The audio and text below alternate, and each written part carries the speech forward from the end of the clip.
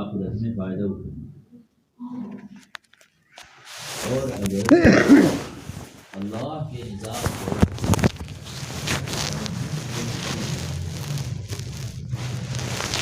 تو ہم دنیا اور آخرت میں ایسا نقصان اٹھائیں گے جس کے دیوار اور جس کی بھرپائی کی کوئی شکل نہیں ہے۔ ایک موٹی سی بات ہے، ایک گاڑی کمپنی سے نکلتی ہے تو اس کے ساتھ اس کی گائیڈ لائنس ہوتی ہیں، گائیڈ بک ہوتی ہے، یہ گاڑی پیٹرول سے چلے گی یا ڈیزل سے چلے گی، یا تیل سے چلے گی یا گیس سے چلے گی، کتنی اسپیڈ تک یہ کنٹرول میں رہے گی اور کتنی اسپیڈ کے بعد یہ ان کنٹرول میں رہے گی۔ اس میں گیئر لگانے کے کیا طریقے ہیں اور بریک لگانے کا کیا طریقہ ہے، کس طرح اسے اسٹارٹ کیا جاتا ہے، کس طرح بند کیا جاتا ہے، کس طرح اس کے دروازے کھلتے ہیں، کس طرح بند ہوتے ہیں، کتنے کلومیٹرز کے بعد وہ سروس مانگتی ہے، کتنی مدت تک وہ چلتی رہے گی، اس کے بعد وہ اپنا وجود اور اپنی جو اس کی کیپیسٹی اور جو طاقت ہے وہ کتنے سال کے بعد ختم ہو جائے گی اور وہ گاڑی ایک کباڑہ بن جائے گی اور اسے آپ کو بیچنا ہوگا، روڈ پر نہیں چلا سکتے وغیرہ وغیرہ۔ تو جو آدمی ان باتوں کو مان کر چلے گا وہ گاڑی سے فائدہ اٹھائے گا، اور جو آدمی ان باتوں کو ٹھکرا دے گا وہ گاڑی سے کبھی بھی فائدہ نہیں۔ کہ میری گاڑی ہے، میں چاہے پیٹرول ڈالوں، چاہے ڈیزل ڈالوں، اور چاہے مٹی کا تیل ڈالوں، اور چاہے اس میں کڑوا تیل بھروں، ایسے تھوڑا گاڑی چلے گی۔ میں ایکسیلیٹر کی جگہ بریک لگا دوں اور بریک لگانے کی جگہ ایکسیلیٹر دبا دوں، یہ میری گاڑی ہے، میں جو چاہوں کروں، تو وہ منزل پر نہیں پہنچے گا، وہ قبرستان پہنچے گا۔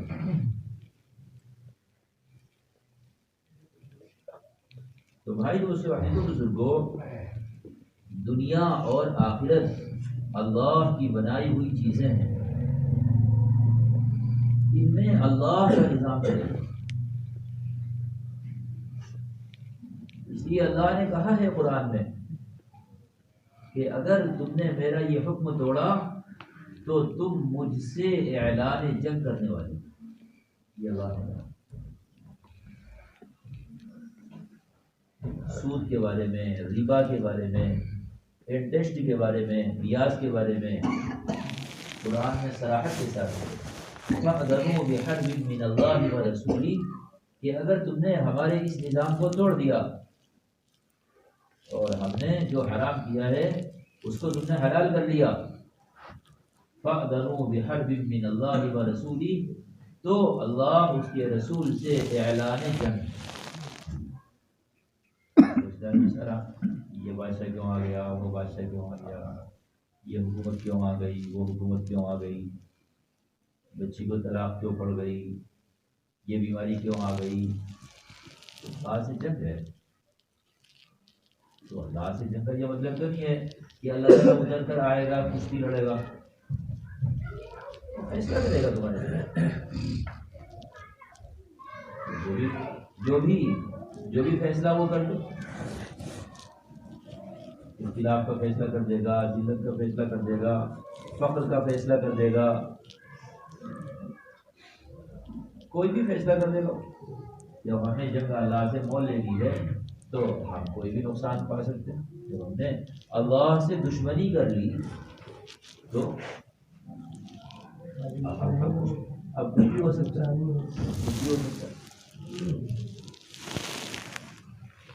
حدیث میں ہے کہ اللہ کے وہ بندے اللہ کے بندے جن کو اللہ کا تقرب حاصل ہے،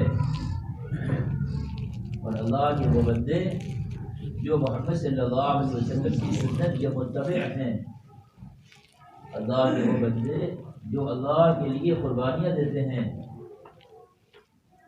اگر ان سے تم نے ٹکرانے کی کوشش کی تو بھی اعلان جنگ، اللہ کی طرف سے اعلان تو بھی اعلان جنگ۔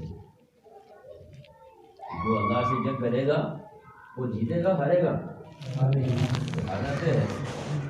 اللہ سے جو جنگ کرے گا تو ہارنا سے ہے۔ تو یہ صرف ایک آیت یا ایک حدیث کی بات نہیں ہے، بلکہ میں ایک اصولی بات بتاتا ہوں۔ دنیا اور آخرت اللہ کی بنائی ہوئی چیزیں ہیں جن میں اللہ کا نظام چلے گا۔ اللہ کا نظام اللہ کا دین ہے۔ اللہ کا نظام اللہ کا نظام اللہ کا دین ہے۔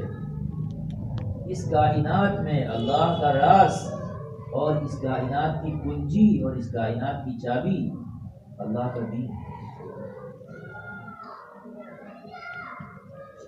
یہ دنیا اور اس کے بعد آخرت ایک ایسا خزانہ ہے جس پر تالا لگا ہوا ہے۔ لوگ اس کے حاصل کرنے کے لیے کوشش کر رہے ہیں، الگ الگ کوششیں ہیں، الگ الگ محنتیں ہیں، ساری محنتیں خدا کی قسم فضول ہیں۔ اس بند خزانے کی چابی وہ اللہ کا دین ہے۔ ہم جہاں جہاں اللہ کے دین سے ہٹیں گے وہاں وہاں اللہ سے ٹکرا رہے ہیں۔ جہاں جہاں اللہ کے دین سے ہٹیں گے وہیں وہیں ہم ٹکرا رہے ہیں۔ روڈ ہوتا ہے، روڈ گاڑی بیچ میں چلتی ہے، آپ کنارے جاؤ گے کہیں درخت آئے گا، کہیں کچا روڈ آ جائے گا، کہیں گڑھا آ جائے گا، کہیں اور کچھ آ جائے گا، اور ہر وقت خطرہ بنا رہے گا کنارے چلنے والے کے لیے، اور کبھی بھی وہ گڑھے میں گر جائے گا۔ اگر وہ بیچ راستے سے ہٹے گا، کنارے جائے گا، کنارہ چھوڑے گا، گڑھے میں گرے گا۔ اس لیے قرآن پاک میں اور حدیث میں دین کو صراط مستقیم کہا گیا ہے کہ یہ سیدھا راستہ ہے۔ بیچ میں چلنے کو کہا گیا ہے۔ بیچ میں چلنا سنت پر چلنا ہے، گنجائشوں پر چلنا، یہ بیچ میں چلنا نہیں۔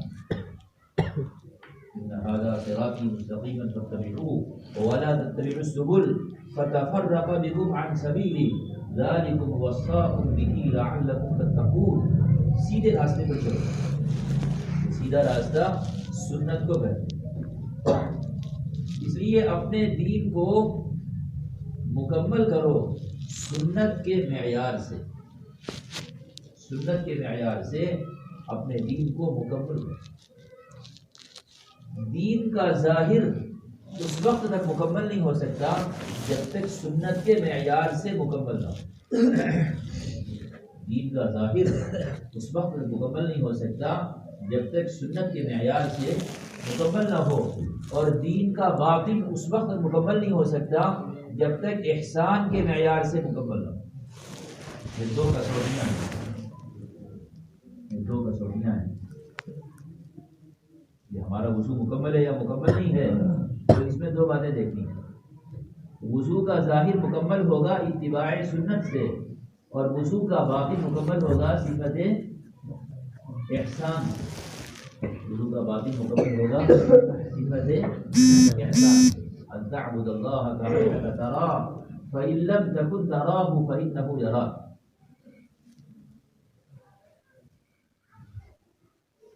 کہ ہم وضو اس طرح کریں کہ ہمیں معلوم ہو کہ ہم اللہ کے سامنے بیٹھ کر وضو کر رہے ہیں۔ قلبی کیفیت ہونی چاہیے۔ کہ اگر قلب میں یہ کیفیت نہیں ہے تو ظاہر ہو سکتا ہے مکمل ہو، باطن مکمل نہیں ہے۔ ظاہر ہو سکتا ہے مکمل ہو لیکن باطن۔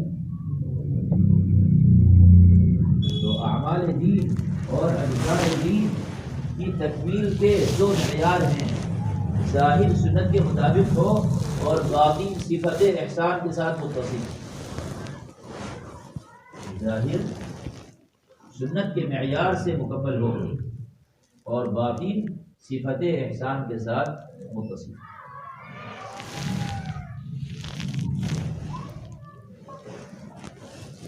تو جو آدمی اپنے دین کی تکمیل کرے گا، جو آدمی اپنے دین کو ظاہر اور باطن کے اعتبار سے مکمل کرے گا، وہ دنیا آخرت سے فائدہ اٹھائے گا.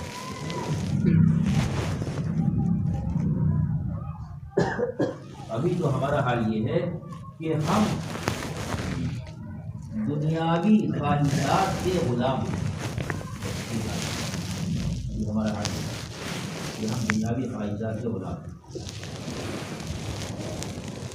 ہم اللہ کی بندگی کی طرف نہیں ہیں، ہم خواہشات کی غلامی میں ہیں، اللہ کی بندگی کی طرف نہیں.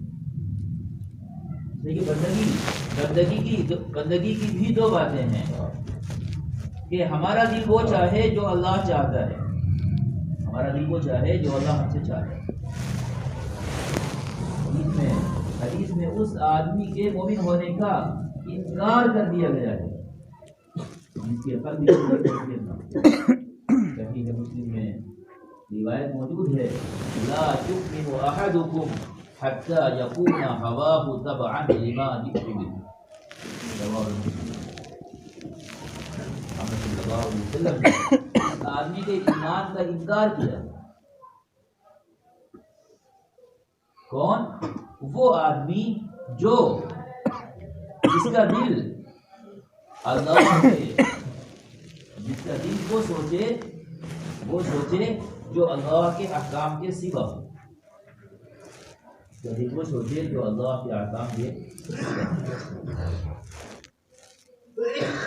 اللہ ہم سے ایک چیز چاہتا ہے اور ہم دوسری چیز چاہتے ہیں.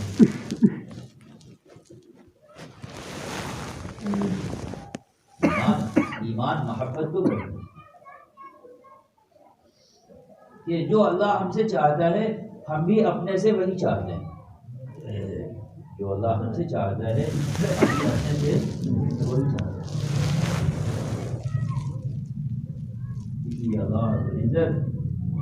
اللہ رب العزت اپنے احکام کو اپنی چاہت فرماتا ہے، حتیٰ کہ بعض احکام کو ایسا اپنی طرف اللہ نے منسوخ کیا ہے جس کو سوچا بھی نہیں جا سکتا. اللہ ایک آدمی کو بلائیں گے اور اس سے کہیں گے میں نے تجھے مال دیا تھا اور میں خود بھوکا تھا اور تو نے کھانا نہیں کھلایا. میں نے تجھے مال دیا تھا اور میں خود بھوکا تھا تو نے کھانا نہیں کھلایا. وہ حیران ہے تو اللہ آپ کیسے بولے؟ آپ اور بھوک آپ کی ذات جو بے عیب ہے، بھوک آپ کے ساتھ جمع نہیں ہوتی اور نیند آپ کے ساتھ جمع نہیں ہوتی. اس لیے کہ بھوک اور نیند، جوع اور نوم، بھوک اور نیند یہ انسانی کمزوریاں ہیں. آپ کی ذات تو منزہ ہے. اللہ فرمائیں گے میرا فلاں بندہ بھوکا تھا، تم نے اس کو کھانا نہیں کھلایا، اس کو نہیں کھلایا. کیوں؟ کہ میری بات، میں نے کہا تھا کھانا کھلانے کو، تم نے نہیں کھلایا، میری بات نہیں مانی. تو اللہ رب العزت اپنے حکم کے انکار کرنے والے کو اور اپنے حکم پر عمل نہ کرنے والے کو اپنی ذات سے اللہ نے جوڑا ہے کہ مجھے کھانا نہیں کھلایا اور مجھے کپڑا نہیں پہنا جا اور مجھے یہ نہیں کیا، مجھے یہ نہیں کیا. تو ہمیں اپنی چاہت کو بدلنا ہو. ابھی تو ہمارا حال یہ ہے کہ دکان پر بیٹھتے ہیں تو ہمارے سامنے منزل دنیاوی چیزیں کہ مکان بن جائے اور گاڑی آ جائے اور بیٹے کی شادی ہو جائے اور اس کی نوکری لگ جائے، یہ چاہتے ہیں. دکان پر بیٹھنے کے یہ خیالات ہیں. تو مسجد میں آتے ہیں تو انہی چیزوں کی دعا بھی مانگتے ہیں. جو مسجد میں آتے ہیں تو انہی چیزوں کی دعا بھی مانگتے ہیں. اور ہماری مثال بالکل ایسی ہو گئی اس آدمی کی طرح جو بھینس لینے گیا ہو اور یہ پوچھتا ہو کہ گوبر کتنا دے سکے. بھینس لینے جاتا ہے تو دودھ پوچھا جاتا ہے، گوبر پوچھا جاتا ہے؟ گوبر۔ بالکل ہماری مثال خدا کی قسم ایسی ہوتی ہے، ہنسنے کی بات نہیں، رونے کی ایسی عقلوں پر پتھر پڑ گئے، اور ایسا ایمان پر پتھر پڑ گئے کہ مسجد میں آ کر بھی وہ گوبر کے چکر میں۔ اس لیے دعاؤں کی کتاب لو اور اس میں دیکھو محمد صلی اللہ علیہ وسلم کی دعائیں کیا ہیں، تاکہ سوچ بدلے۔ حدیث میں دعا ہے، اللہم انی اسألک تمام الوضوء، اللہ میں آپ سے وضو کا کمال مانگتا ہوں۔ یہ محمد صلی اللہ علیہ وسلم کی دعا ہے کہ اللہ میں وضو کا کمال مانگتا ہوں، میرے وضو کو مکمل کرنا۔ دیکھیے جب وضو مکمل ہو جائے گا تو نماز مکمل ہو جائے گی، اور نماز مکمل ہو جائے گی تو دعا قبول ہو جائے گی، اور دعا قبول ہو جائے گی تو نظام ہمارے موافق ہو جائے گا۔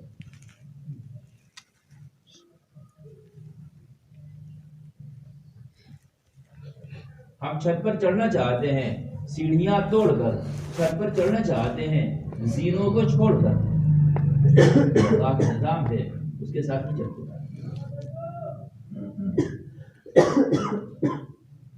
اچھی طرح سمجھ لو، یہ بات اچھی لگے یا بری لگے، پسند آئے یا پسند نہ آئے، لیکن بات یہی ہے، یہ دنیا صرف اس لیے بنائی گئی ہے کہ اس دنیا میں اللہ کا حکم پورا ہو، اس کے سوا اس دنیا کے بنانے کا کوئی مقصد نہیں ہے۔ خواہشات کے پورا ہونے کے لیے دنیا نہیں بنائی گئی، دھوکہ ہے۔ خواہشات کے پورا ہونے کے لیے اللہ نے جنت بنائی ہے۔ خواہشات کے پورا ہونے کے لیے اللہ نے جنت بنائی۔ ایک آدمی اسکول میں جائے اور ایک اسٹوڈنٹ کی طرح رہنے کے بجائے ایک ٹیچر کی طرح رہنا شروع کر دے، تو وہ ٹیچر بن پائے گا؟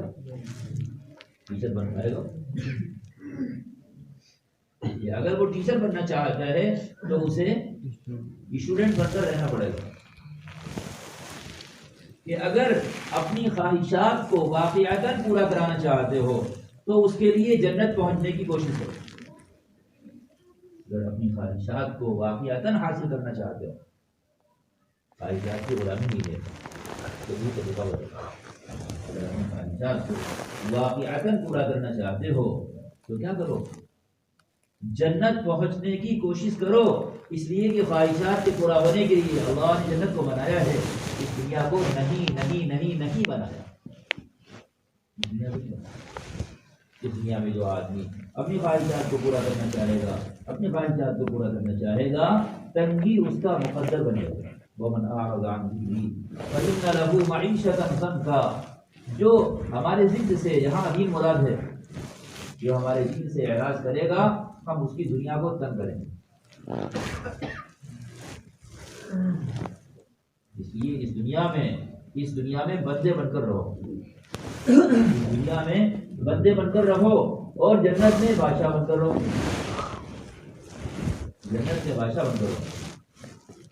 اس لیے جب صحابہ کو خلافت حاصل ہوئی تو ان کی بندگی میں کوئی فرق نہیں آیا۔ جب انہیں خلافت حاصل ہوئی تو ان کی بندگی میں کوئی فرق نہیں آیا، بلکہ ان کی بندگی بڑھ گئی۔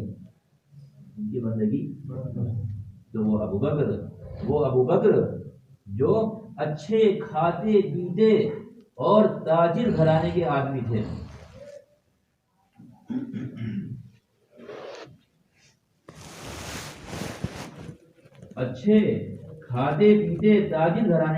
وہ لیکن جب خلافت آئی تو ایسا زہد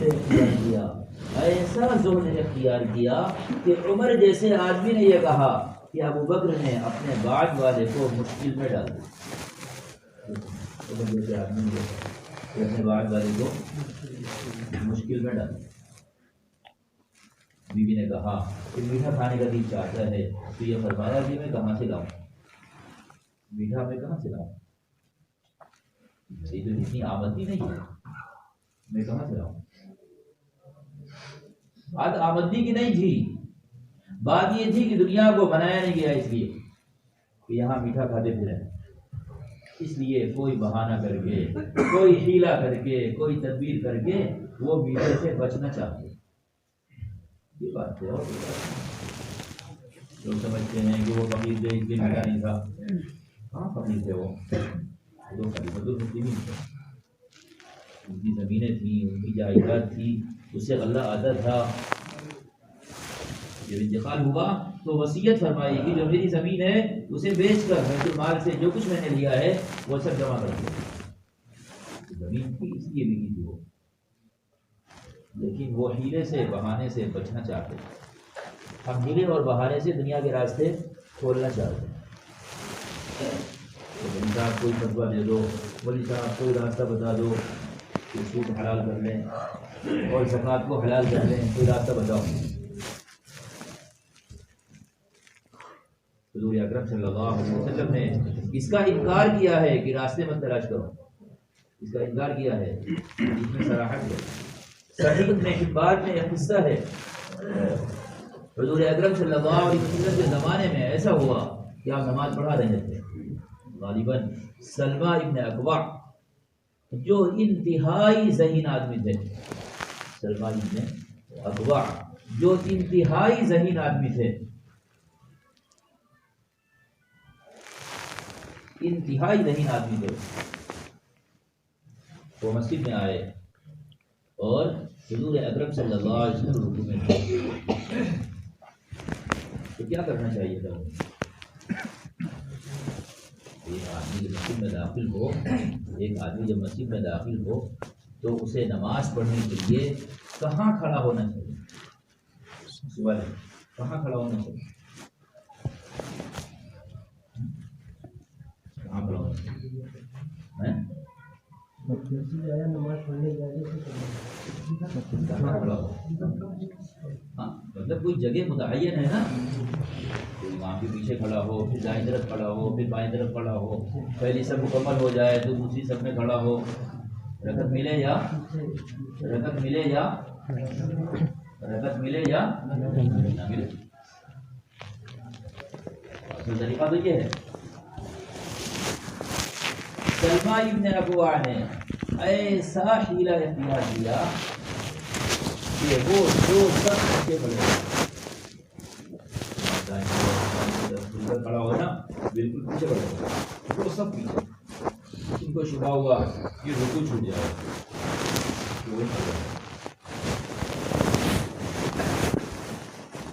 اور جب آپ رکوع سے فارغ ہوئے اور کھڑے ہوئے، قیام کیا، قومہ کیا، تو وہاں سے چل کر صف میں آ گئے. حضور اکرم صلی اللہ علیہ وسلم نے دیکھ لیا تو ان سے فرمایا لا تفعل مرۃ اخرى، آئندہ ایسا مت کرنا، لے بازی مت کیا کرو. آپ نے سختی سے منع فرمایا، لا تفعل مرۃ اخرى، آئندہ ایسا مت کرنا، آئندہ ایسا مت کرنا. حیلہ اختیار اس لیے مت کرو کہ کوئی بند راستے میں گھسنے کا دروازہ مل جائے. ہمیشہ یاد رکھنا، جس چیز کو اللہ نے منع کر دیا ہے وہ انسانوں کے لیے مضر ہے. اس طرح سمجھو کہ دنیا میں کیا فائدہ مند ہے، کیا نقصان دہ ہے، تو اس کا ایک معیار ہے. دنیا میں کیا فائدہ مند ہے اور کیا چیز نقصان دہ ہے، اس کو سمجھنے کا طریقہ دین اور قرآن اور شریعت ہے. اللہ نے جس کو منع کر دیا وہ نقصان دہ ہے، اور اللہ نے جس کو حلال کر دیا وہ.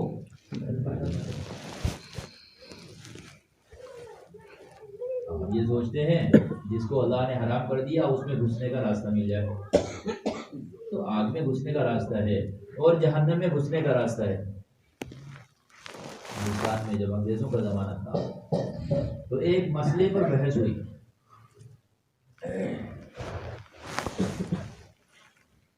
تو بہت سے علماء نے ایک بات کو جائز قرار دیا علامہ احمد شاہ کشمیری حیات تھے اور بھی بڑے علماء تھے. حضرت علامہ ناراض ہو گئے, علماء کی مجلس میں ناراض ہو گئے اور فرمایا, جس چیز کو لوگ حلال کہہ رہے تھے, فرمایا جہنم میں جانے کا سیدھا راستہ ہے, لے لو جلدی لے لو جلدی لے لو. جہنم میں جانے کا سیدھا راستہ ہے, جلدی پکڑ لو فوراً پہنچ جاؤ گے. اللہ نے جس کو حلال کیا ہے وہ نفع بخش ہے, اور اللہ نے جس کو حرام کیا وہ نقصان. آپ جانچ کر کے دیکھ لو, اگر آپ کے پاس کوئی چیز ہو, اگر آپ کے پاس کوئی چیز ہو تو جانچ کر کے.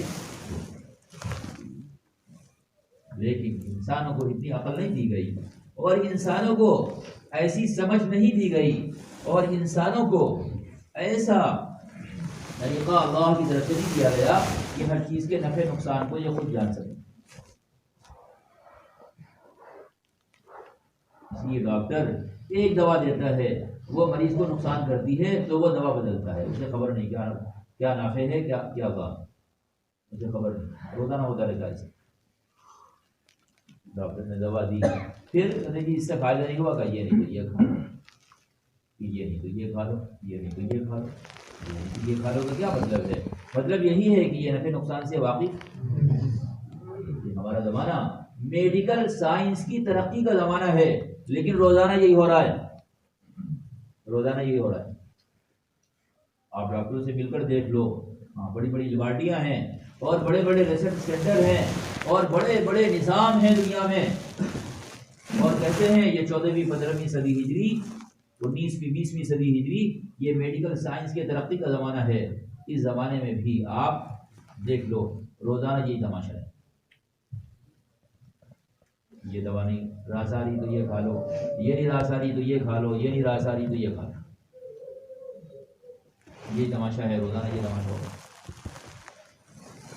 اس لیے کہ اب انسانوں کے سامنے کوئی حد فاصل نہیں ہے جسے وہ پہچان سکیں کیا نفع بخش ہے اور کیا نقصان ہے. میں بتاتا ہوں, جس چیز کو اللہ نے حلال کیا ہے, جس چیز کو اللہ نے حلال کیا ہے وہ نفع بخش ہے, اور جس کو اللہ نے حرام کیا وہ نقصان ہے. میں پڑھتے ہیں, پھر کہتے ہیں مولوی صاحب کیا بتاؤں میں, ادھر جا رہا تھا ایکسیڈنٹ ہو گیا, اور ادھر بیوی بچی کو طلاق ہو گئی, اور ادھر بیٹا جو ہے اس کی بھی چلی گئی, اور ادھر یہ قانون آ گیا.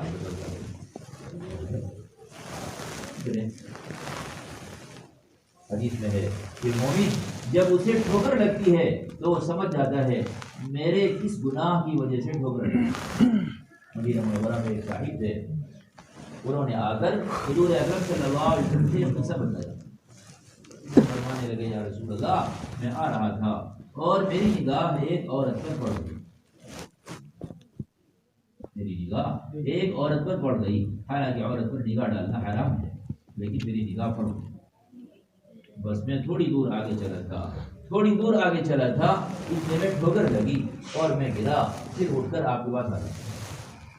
آپ نے فرمایا خوش ہو جاؤ, اس لیے کہ اللہ نے تمہارے اس گناہ کی سزا تمہیں دنیا میں دے دی.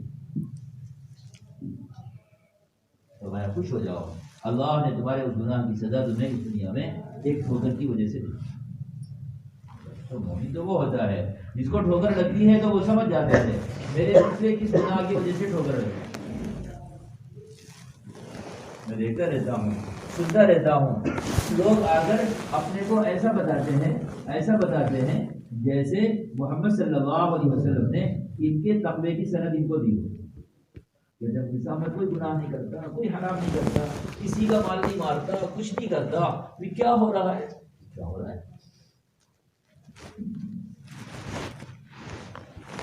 گاڑی موڑی اور کرتا پاجامہ بھائی ہے, قرآن پڑھ نہیں سکتے, حلال حرام سے واقف نہیں ہے, اور کہتے ہیں میں کوئی گناہ نہیں کرتا, میں کوئی گناہ نہیں کرتا. سال کے 12 مہینے اور 12 مہینوں کے 365 دن دکان پر ایسے جمے ہوئے ہیں جیسے کوئی درخت اگ گیا ہو. مزاج ہے کہ ناغا ہو جائے, مسجد کی طرف آنے کو دل نہیں چاہتا, اور قرآن سیکھنے کو دل نہیں چاہتا, علماء کی طرف جانے کو دل نہیں چاہتا, اللہ کے کلمے کو بلند کرنے کے لیے دل نہیں چاہتا, اور کہتے ہیں کہ میں کسی گناہ میں نہیں ہوں, میرے ساتھ کیا ہو رہا ہے, میرے ساتھ کیا ہو رہا ہے.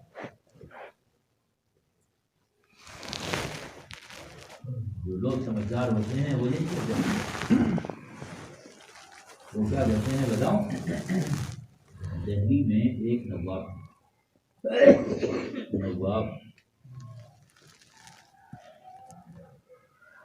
مصطفیٰ خان شیفتہ، شاہ عبدالعزیز صاحب رحمۃ اللہ علیہ، شاہ عبد الغنی صاحب رحمۃ اللہ علیہ کے خلیفہ، شاہ عبد الغنی بڑے کڑے شرائط پر وہ کسی کو سراج خلافت دیتے تھے۔ جب سن 57 کا فساد ہوا، 57 کا فساد ہوا خانہ بھون میں اور بدر ہوا اور دہلی کے اینٹ سے اینٹ بج گئی، تو نواب مصطفیٰ خان شیفتہ کی نوابی بھی چلی گئی۔ تو دہلی کے ایک روڈ پر صاحب نے دیکھا نواب صاحب اس طرح جا رہے تھے کہ ان کے پیروں میں چپل بھی نہیں۔ آپ بتاؤ کیا گزری ہوگی اس آدمی؟ نواب صاحب اس زمانے میں ذرا سی باتوں پر 1 لاکھ روپیہ خرچ کر دیتے تھے وہ ایسے آدمی۔ 57 میں 1857 میں 1 لاکھ روپے، 1 لاکھ روپے میں پورا ضلع بارابنکی خریدا جا سکتا تھا۔ ایک ضلع کیا کئی ضلع خریدے جا سکتے تھے۔ 500 کلومیٹر رینج کا علاقہ 1 لاکھ روپے میں خریدا جا سکتا تھا۔ 500 کلومیٹر کا علاقہ خریدے جا سکتا تھا۔ 1 لاکھ روپے کی اتنی قیمت تھی، وہ ذرا سے کام کے لیے 1 لاکھ روپے خرچ کر دیتے تھے ایسے آدمی۔ لیکن ننگے پاؤں چل رہے، ایسا حال آ گیا۔ تو ایک صاحب ان کے بغل سے گزرے تو نواب صاحب روتے جاتے تھے اور کہتے تھے اے اللہ میرے گناہ تو اس سے بھی زیادہ تھے کہ تم اس سے بھی زیادہ سزا دیتا، لیکن تیرا کرم ہے کہ تو نے مجھے زندہ رکھا ہے اور میں تیرا نام لے رہا ہوں۔ جو لوگ اللہ کی جلال سے اور اللہ کی بڑائی سے اور اپنے گناہوں سے واقف ہیں وہ ایسے ہوتے ہیں۔ میں دیکھتا رہتا ہوں، سنتا رہتا ہوں اور افسوس کرتا رہتا ہوں، کیا کروں؟ کہیں گے میں کوئی گناہ نہیں کرتا، کچھ نہیں کرتا، اور میرا کیا ہو رہا ہے؟ حضور اکرم صلی اللہ علیہ وسلم تو یہ فرماتے تھے ما عرفناک حق معرفتی، اے اللہ میں ایسا ایمان نہیں لایا جیسا ایمان لانے کا حق ہے۔ ما عرفناک حق معرفتی، اے اللہ جس طرح ایمان لانے کا حق ہے میں ایمان نہیں لا سکا۔ وما عبدناک حق عبادتی، اور اے اللہ جس طرح تیری بندگی کا حق ہے میں اس حق کو پورا نہیں کر سکا۔ اور طائف میں جب آپ کو ستایا گیا تو آپ نے کہا لم یکن بک علی غضب، اے اللہ ایسا تو نہیں ہے کہ ناراض ہونے کی وجہ سے آپ نے میری بات سے اثر نکال دیا اور مجھے ذلیل کرنے کا فیصلہ کر دیا۔ اے اللہ ایسا تو نہیں ہے کہ آپ نے مجھے ناراض ہو کر مجھے ذلیل کرنے کا فیصلہ کر لیا ہے، ایسا تو نہیں ہے۔ حضور اکرم صلی اللہ علیہ وسلم یہ کہیں اور ہم کیا کہیں؟ بھائی دوستو اپنے کو لے چلو ان باتوں کی طرف جو باتیں اللہ ہم سے چاہتے ہیں۔ ہاں اس کی دعا کیا کرو، حدیث میں ہے اللہم اقبل بقلوبنا الی طاعتک، اے اللہ ہمارے دل کو اپنے دین کی طرف پھیر دے۔ دل کا پھرنا یہ ہے کہ ہم وہ چاہیں جو اللہ ہم سے چاہتا ہے، ہم وہ چاہیں جو اللہ ہم سے چاہتا ہے۔ ابھی تو ہم اپنی خواہشات کو لے کر ہی دکان پر بیٹھتے ہیں اور اپنی خواہشات کو لے کر ہی مسجد میں آتے ہیں۔ یہ الٹا راستہ ہے، سیدھا راستہ نہیں۔ یہ الٹا راستہ ہے، سیدھا راستہ نہیں۔ سیدھا راستہ یہ ہے کہ ہم اللہ کی چاہت کو اپنی چاہت بنائیں، جس کو میں نے عرض کر دیا کہ اس طرح سمجھ لو کہ دنیا اللہ کے احکام کے پورا ہونے کی جگہ ہے اور جنت ہماری خواہشات کے پورا ہونے کی جگہ ہے۔ دنیا اللہ کے احکام کے پورا ہونے کی جگہ، اس لیے دنیا میں وہ چاہو جو اللہ چاہتا ہے، پھر آخرت میں اللہ وہ چاہے گا جو ہم چاہتے ہیں، اللہ آخرت میں وہ چاہے گا جو ہم چاہتے ہیں، اللہ آخرت میں وہ چاہے گا جو ہم چاہتے ہیں۔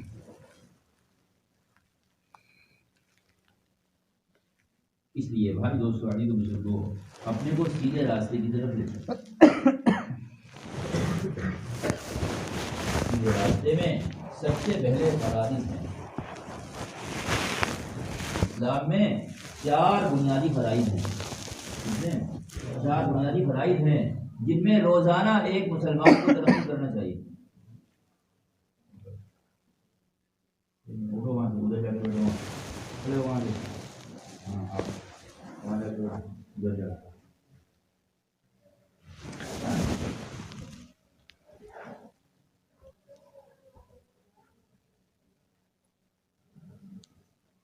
اسلام میں 4 بنیادی فرائض ہیں جس میں ہر مسلمان کو روزانہ ترقی کرنی چاہیے، ہر مسلمان کو روزانہ ترقی کرنی چاہیے۔ اس میں سب سے پہلی بات ایمان ہے، سب سے پہلی بات ایمان ہے۔ روزانہ اپنے دل کی کیفیت کو دیکھو کہ اللہ کی رغبت، اللہ کے اوامر کی رغبت بڑھ رہی ہے یا گھٹ رہی ہے؟ اللہ کے اوامر کی رغبت بڑھ رہی ہے یا اللہ کے اوامر کی رغبت بڑھ رہی ہے یا روزانہ کہ دل کا کیا حال ہے؟ اس لیے دل کو ایسے ماحول میں رکھو جہاں اللہ کی باتیں ہوتی ہیں، ایسے ماحول میں رکھو جہاں اللہ کی باتیں ہوتی ہیں۔ اس لیے کہتے ہیں فضائل کے حلقے میں اپنے کو جم کر بٹھاؤ، فضائل کے حلقے میں اپنے کو جم کر بٹھاؤ۔ جہاں بھی اللہ کے غیر کا تذکرہ ہو فوراً کسی بھی طرح مڑ کر اللہ کی طرف آ جاؤ۔ کوئی گاڑی کا تذکرہ کرے، گھوڑے کا کرے، سامان کا کرے، حکومت کا کرے، گھما پھرا کر کسی بھی طرح انہیں اللہ کی طرف لے آؤ۔ میں دیکھتا رہتا ہوں مسجد سے ایک جماعت بنا کر ملاقات کے لیے باہر بھیجی جاتی ہے، وہ بیچاری وہاں جا کر اپنی بات بھول جاتی ہے اور دنیا کی باتیں کرنے لگتی ہے، اپنی بات بھول جاتی ہے اور دنیا کی باتیں کرنے لگتی ہے۔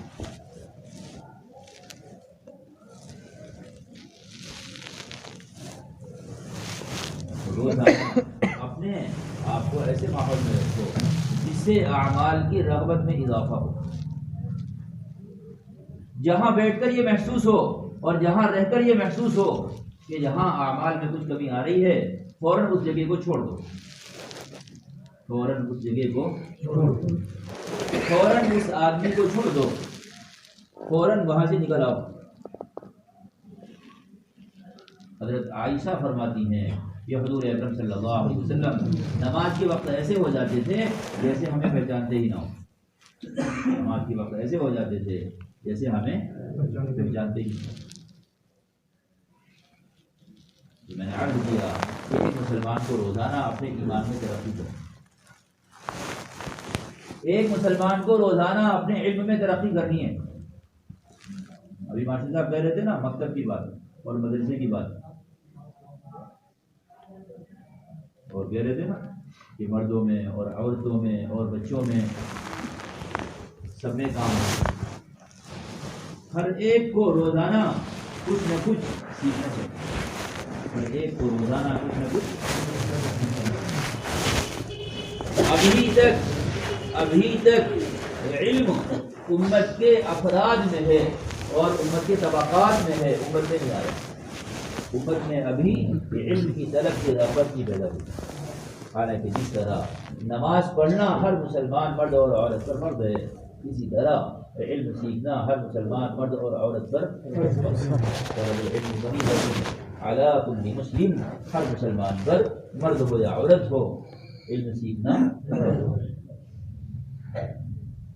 یہ علم سیکھنے کے لیے مستقل نظام قائم کرو۔ اس میں 2 باتیں ہیں، علم کے لیے سفر کرو اور علم کے لیے مسجد میں رہو، علم کے لیے سفر کرو اور علم کے لیے مسجد میں رہو۔ اگر دنیا کے آخری کونے پر عالم ربانی ہو تو جاؤ اس کی صحبت میں، جاؤ اس کی صحبت میں۔ یہ کوئی بات نہیں ہوئی کہ ہمارے یہاں کوئی عالم نہیں ہے اور ہمارے یہاں کوئی مفتی نہیں ہے، یہ کوئی بات نہیں ہوئی۔ آدمی علاج کرانے کے لیے انڈیا سے امریکہ تک کا سفر کرتا ہے۔ کون سا علاج؟ کہ جسمانی علاج۔ تو علم نبوت انسان کی روح کو طاقتور بنائے گا، اور علم نبوت انسان کی روح کی بیماری کو ختم کرے گا۔ پہلے روح بیمار ہوتی ہے، پھر اس کا اثر بدن پر آتا ہے تو بدن بیمار ہوتا ہے۔ پہلے روح بیمار ہوتی ہے، پھر اس کا اثر انسان کے بدن پر آتا ہے تو انسان بیمار ہوتا ہے۔ بزدلی کیا ہے، بے ہمتی کیا ہے، یہ سب روحانی بیماریاں ہیں۔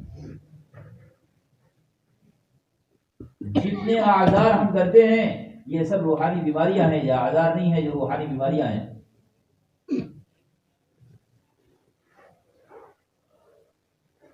اس لیے دیکھو کہ آج ہم نے اللہ کی کتاب کا اور محمد صلی اللہ علیہ وسلم کی سنت کا اتنا علم حاصل کیا، ہر مسلمان کے ذمہ ہے وہ دیکھے اور غور کرے، اس کے لیے نظام بنائے، مسجد آئے اور اس کے لیے سفر کرے۔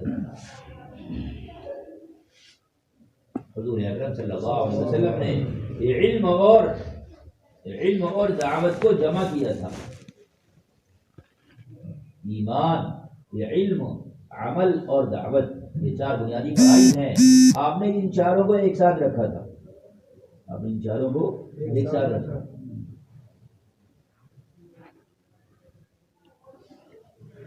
یہ روزانہ دیکھنا ہے کہ یہ علم کتنا بڑھ رہا ہے۔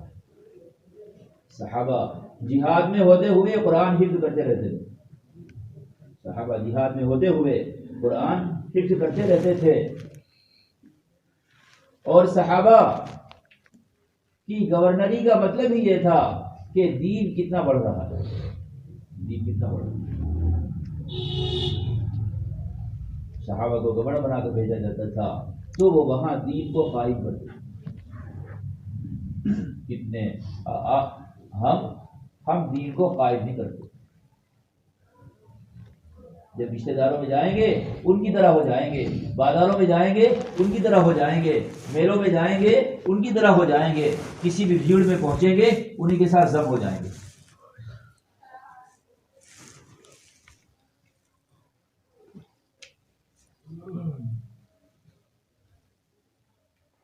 اس لیے اپنے دین کی ظاہری اور باطنی تکمیل کے لیے یہ چار بنیادی فرائض ہیں۔ ایمان میں روزانہ ترقی کرو، علم میں روزانہ ترقی کرو، عمل میں روزانہ ترقی کرو۔ یہ دیکھو تہجد کا کیا حال ہے، مہینے میں تہجد کتنی مرتبہ پڑھتے ہیں، ہفتے میں کتنی مرتبہ پڑھتے ہیں، روزانہ پڑھنے لگے نہیں پڑھنے لگے، ایک ایک چیز کو پکڑنے کی کوشش کرو۔ اشراق کا کیا حال ہے، معاملات کا کیا حال ہے، ایک ایک چیز کو اپنی زندگی میں داخل کرو، ایک ایک چیز کو اپنی زندگی میں بتکلف داخل کرو کہ یہ کیسے ہو سکتا ہے، یہ کیسے ہو سکتا ہے، یہ کیسے ہو سکتا ہے۔ وہاں قاسم نانوتوی جب پڑھ کر آئے تو اپنے باپ سے کہا میراث تقسیم کر دو۔ باپ کے ذمہ تھا، ان کے ذمہ نہیں تھا۔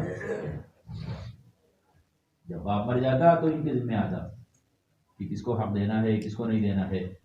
پڑھ کر آئے تھے تو اپنے باپ سے کہا کہ میراث تقسیم کرو۔ بڑی میاں ناراض ہوئے، فرمایا نہیں ایسا نہیں ہو سکتا ہے، اسے تقسیم کرو۔ ایک ایک کام ہے جسے کرنا پڑے گا، ایک ایک کام ہے جسے کرنا پڑے گا۔ ایسا نہیں ہے کہ دین کوئی اختیاری مضمون ہے جس کا جتنا دل چاہے اتنا لے لے اور جتنا دل چاہے اتنا چھوڑ۔ ایک حکم ہے، اس کے لیے گھر والوں کو لے کر بیٹھو، محلے والوں کو لے کر بیٹھو، علاقے والوں کو لے کر بیٹھو اور مشورہ کرو اور ان کو دعوت دو۔ ایک عمل کو لے کر کھڑا ہونا پڑتا ہے۔ ہندوستان میں ایک زمانہ گزرا ہے جب یہاں لوگوں نے حج کرنا چھوڑ دیا تھا تو سید احمد شہید نے کوشش فرمائی تب حج زندہ ہوا۔ لوگ یہاں ہندوستان میں اچھا قرآن نہیں پڑھتے تھے، تو قرآن کی ایک جماعت نے محنت کی، حضرت ہردوئی نے آخر میں نورانی قاعدے پر محنت کی تو ایک عمل زندہ ہو گیا۔ کام کے لیے کوشش کرنی پڑتی ہے تو وہ زندہ ہوتا ہے۔ تہجد نہیں پڑھ پاتے یہ کوئی بات نہیں ہے، اپنے گھر میں مشورہ کرو، گھر میں نظام بناؤ، گھر والوں کو مکلف کرو، گھر والوں کو دعوت دو تاکہ تہجد کا نظام گھر میں چاہیے۔ یہ کیا بات ہوئی کہ مکان بن گیا اور کرسیاں آ گئیں اور پلاسٹر ہو گیا اور ٹائلس لگ گیا اور تہجد کا کوئی مشورہ ہی نہیں۔ اپنے گھر میں تہجد کو قائم کرو، اپنے گھر میں تعلیم کو قائم کرو۔ ایک دوست ہے اس سے بیٹھ کر بات کرو، اس کو تیار کرو، اسے آمادہ کرو، اسے مجبور کرو۔ حدیث میں یہ نہیں ہے کہ کہتے سنتے رہو، حدیث میں ہے لَتَأْخُذُنَّ عَلَىٰ يَدِ الظَّالِمِ وَلَتَعْفِرُنَّ عَلَى الْحَقِّ عَذْرًا، ظالم کا ہاتھ پکڑو، پوری قوت سے پکڑو اور اسے حق بات پر مجبور کرو۔ اس کے لیے روزے رکھو، اس کے لیے صدقہ کرو، اس کے لیے اللہ کے سامنے آنسو بہاؤ۔ یہ مطلب نہیں ہے کہ میرے وہاں حکومت نہیں ہے ہم کیا کریں، حکومت نہیں ہے کیا کریں۔ یہ نبوت کا کام حکومت کی مدد سے نہیں چلتا۔ نبوت کے کام میں اللہ نے حکومت سے زیادہ کیپیسٹی رکھی ہے اور حکومت سے زیادہ طاقت رکھی ہے۔ اللہ حکومت سے زیادہ طاقت۔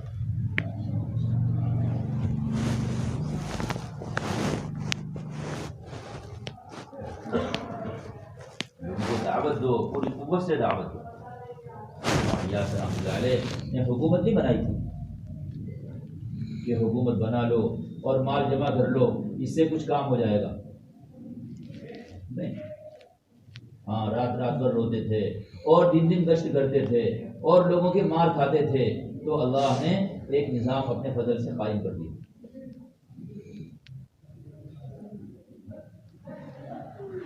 میں نے عرض کیا کہ اپنے ایمان، اپنے اسلام کی تکمیل کے لیے ایمان کے حلقوں میں روزانہ اپنے کو مجبور کر کے بٹھاؤ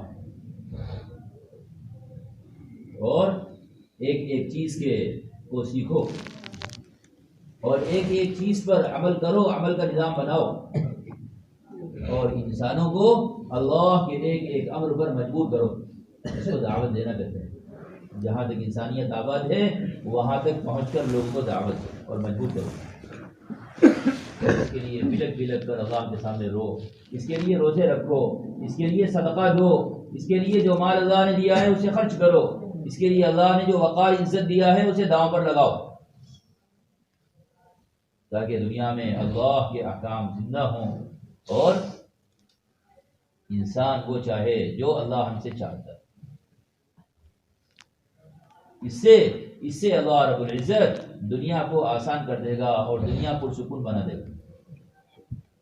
یہ مطلب نہیں ہے کہ دنیا میں خواہشات پوری ہوں گی، یہ تو جہالت ہے۔ اللہ ایسی زندگی دے گا جس میں سکون ہوگا، اللہ ایسی زندگی دے گا جس میں عزت ہوگی۔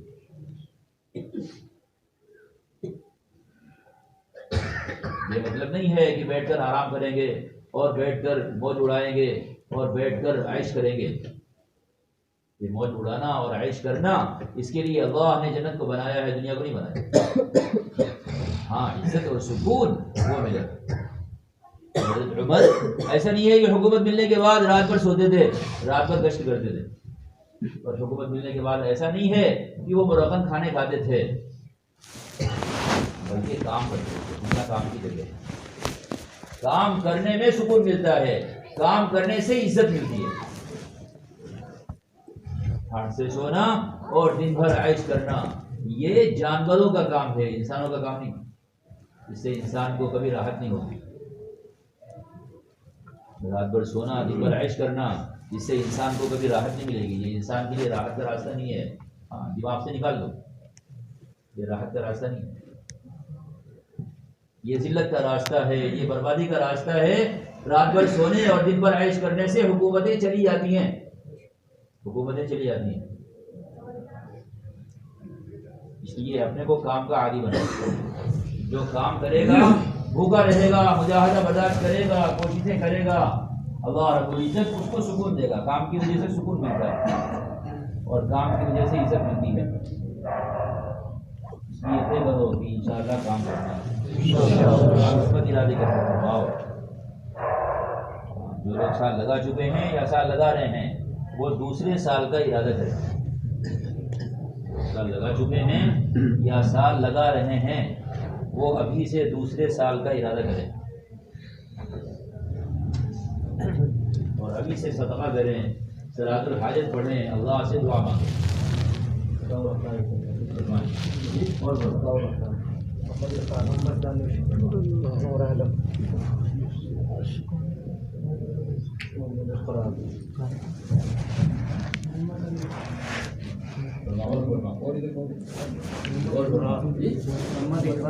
لگا رہے ہیں یا لگا چکے ہیں پچھلے سال کا ارادہ کریں، اگلی منزل آدمی کے سامنے ہو تاکہ وہ اللہ کی دعا کرے۔